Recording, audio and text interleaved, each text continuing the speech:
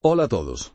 Bienvenidos a nuestra inmersión de hoy. Sí. Nos vamos a entrar en un tema que a veces puede parecer un poco denso, Hmm. pero créeme, Ajá. es realmente fascinante. La escatología cristiana. Un tema sin duda fundamental para comprender en profundidad la fe cristiana. Exacto. Y para esta inmersión vamos a contar con dos grandes referentes en la materia, el cardenal Walter Casper y el profesor George Augustia a través de su libro Creo en la vida eterna. Un libro que nos invita a reflexionar sobre el sentido de nuestra existencia Sí. a la luz de lo que llamamos las últimas cosas. Claro, cuando hablamos de escatología hablamos de la muerte, la resurrección, el cielo, el infierno, temas que quizás a primera vista Ajá. pueden parecernos un poco lejanos. Pero la clave está en entender que nuestra visión de estas últimas cosas Sí. tiene una profunda repercusión en cómo vivimos el presente. No se trata de especular sobre un futuro distante, sino de comprender cómo la esperanza cristiana transforma nuestra vida aquí y ahora. Música esa perspectiva. Jesús. Es decir, no es solo una cuestión teórica, No, sino que tiene implicaciones Efectivamente. muy prácticas en nuestra vida diaria. Precisamente. Y Casper lo subraya muy bien al inicio del libro. Observa cómo la sociedad moderna, en su intento de negar la muerte, la esconde, la medicaliza, la relega a hospitales y tanatorios. Es curioso, ¿verdad? Parece que nos hemos vuelto incapaces de afrontar la muerte con naturalidad, como lo hacían nuestros antepasados. Exacto. Para ellos, la muerte formaba parte del ciclo natural de la vida. No era un tabú, sino un recordatorio constante de nuestra finitud. ¿Y qué implicaciones tiene esto en nuestra forma de vivir? Casper argumenta que esta evasión de la muerte nos impide valorar plenamente la vida, si no somos conscientes de nuestra finitud. Ya, Perdemos la perspectiva de lo que realmente importa. tiene sentido. Nos dejamos llevar por la vorágine del día a día sin detenernos a pensar en el sentido último de nuestra existencia. Y esta dificultad para afrontar la muerte, según Casper, Ah, también revela una falta de comprensión sobre lo que la muerte realmente significa. No se trata simplemente del cese de las funciones corporales, sino del final de todo nuestro ser en el mundo. Es decir, va más allá del simple hecho físico. Implica una ruptura total con nuestra realidad actual. Exactamente. Y aquí es donde entramos en terreno desconocido, porque nadie ha regresado de la muerte, Claro. para contarnos que hay el otro lado. Que es un misterio que nos intriga y nos asusta a la vez. Casper menciona las experiencias cercanas a la muerte, esos relatos de personas que han estado al borde de la muerte, y describen sensaciones de paz y luz. Sí, he oído hablar de esos casos. Pero Casper insiste en que son solo eso. Experiencias cercanas a la muerte. Nadie ha cruzado el umbral definitivo para revelarnos el secreto. La muerte sigue siendo un enigma que nos confronta con el misterio de la vida misma. Y ante ese misterio, ¿cómo encontramos un sentido a nuestra existencia? ¿Cómo damos respuesta a esa pregunta fundamental que todos nos hacemos en algún momento? ¿Qué hay después de la muerte? A lo largo de la historia, la humanidad ha buscado respuestas de diversas maneras. Desde el comamos y bebamos y mañana moriremos, hasta la idea de dejar un legado a través de nuestros hijos o nuestras obras. Efectivamente, Casper las menciona todas, reconociendo que en el fondo reflejan un anhelo de trascendencia, una necesidad de encontrar algo que dé sentido a nuestra existencia finita.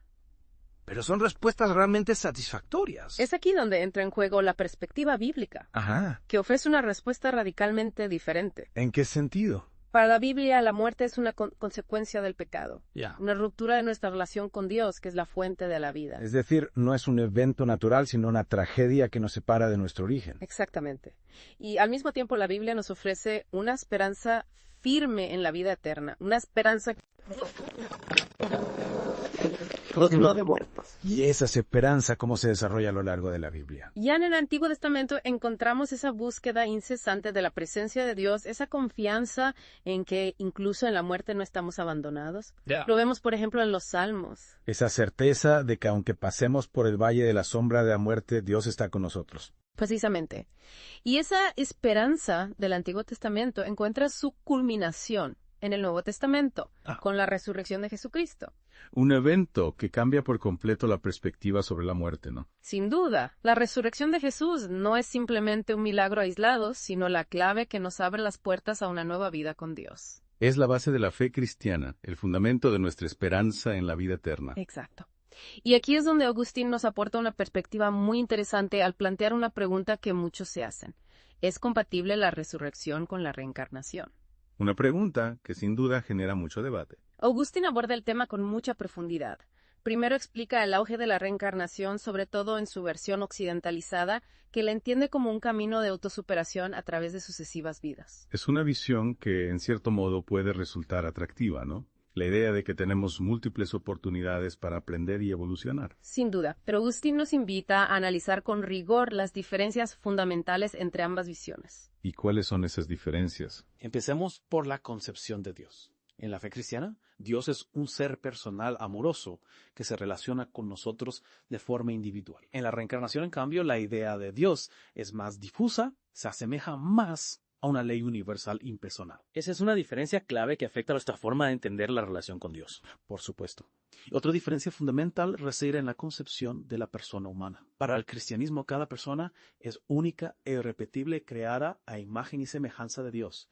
En la reencarnación, la individualidad se diluye en un ciclo continuo de reencarnaciones donde el alma transmigra a través de diferentes cuerpos. Es decir, en la reencarnación la identidad personal no tiene el mismo valor que en el cristianismo. Exactamente.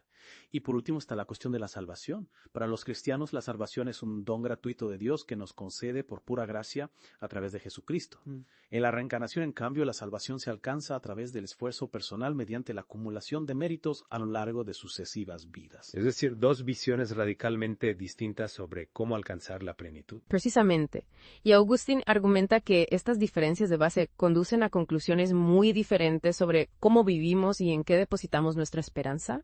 Es decir, no se trata solo de una cuestión teórica, sino que tiene una profunda repercusión en nuestra forma de entender la vida y la muerte. Y es aquí donde Casper nos lleva de vuelta a la experiencia cotidiana, al corazón de la vida cristiana a través de la Eucaristía. Ajá, aquí es donde se pone realmente interesante, porque muchas veces la Eucaristía se vive como un rito, una tradición, pero Casper va mucho más allá. Exacto. Casper nos invita a redescubrir la Eucaristía como una anticipación del cielo, una participación en el banquete eterno. Una idea poderosa sin duda.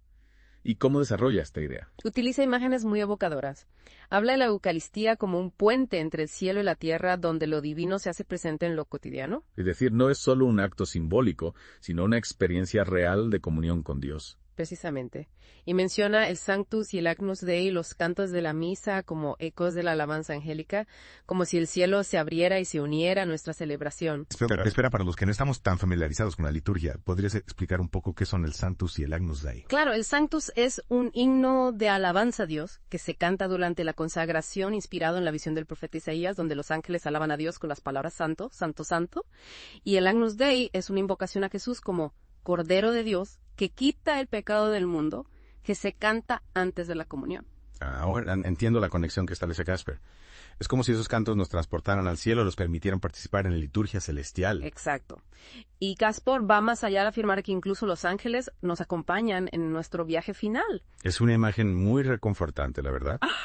Saber que no estamos solos en ese momento crucial. Y Casper nos recuerda que la Eucaristía se celebra dentro de la comunión de los santos. Una comunidad que abarca no solo a los que estamos aquí en la tierra, sino también a los santos en el cielo, a nuestros seres queridos que han fallecido, a todos los que han vivido en la fe. Es una visión muy amplia de la Iglesia, ¿no? Una comunidad que trasciende las fronteras del tiempo y del espacio. Efectivamente, la Eucaristía nos conecta con esa gran familia de la fe, nos une a todos en Cristo vivos y difuntos. Y esa conexión con el cielo, con la vida eterna, ¿cómo se traduce en nuestra vida diaria? ¿Cómo podemos vivir como si el banquete eterno ya hubiera comenzado? Esa es la pregunta que Casper nos lanza como un desafío.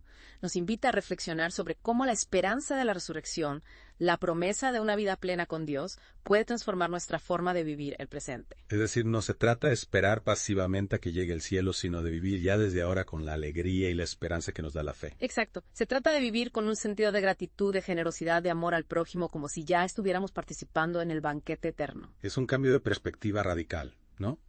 Pasar de una visión centrada en el Pru a una visión centrada en Dios y los demás. Sin duda. Y Casper nos da algunas pistas sobre cómo podemos cultivar esa actitud en nuestra vida diaria. Por ejemplo, nos invita a redescubrir el valor de la celebración, a encontrar momentos de gozo y de comunión con los demás, a vivir con la conciencia de que cada día es un regalo de Dios. Como si cada día fuera una pequeña fiesta, una anticipación del gran banquete celestial. Exactamente. Y nos anima a cultivar la esperanza, a confiar en la promesa de Dios de una vida plena más allá de la muerte. Una esperanza que no es una simple ilusión, sino una certeza basada en la resurrección de Cristo. Precisamente.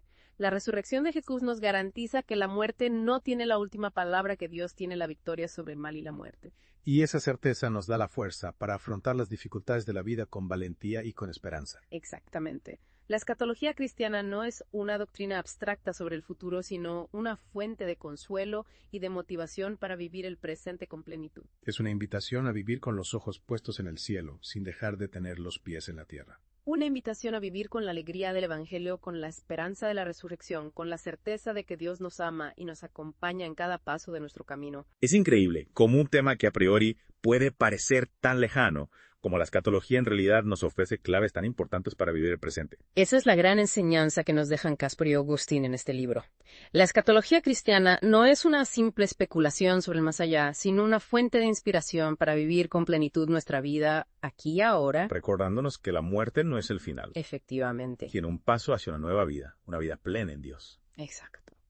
Y esa esperanza nos libera del miedo a la muerte y nos permite vivir con mayor libertad, con mayor generosidad, con mayor amor. Nos ayuda a poner las cosas en perspectiva, a relativizar los problemas cotidianos y a centrarnos en lo que realmente importa. Sin duda, la escatología nos invita a vivir con una mirada trascendente, a no encerrarnos en nosotros mismos, sino a abrirnos a la dimensión eterna de nuestra existencia.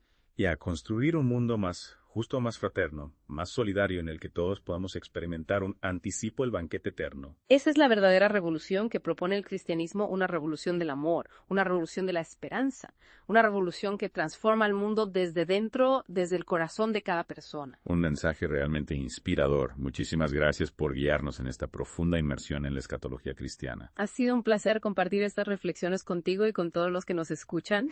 Y a ustedes, queridos oyentes, les invitamos a seguir explorando este tema tan fascinante, a profundizar en el misterio de la vida eterna y a descubrir cómo la esperanza cristiana puede iluminar nuestro camino. Que la paz de Cristo resuene en sus corazones y les guíe en su búsqueda de la verdad y la felicidad. Hasta la próxima.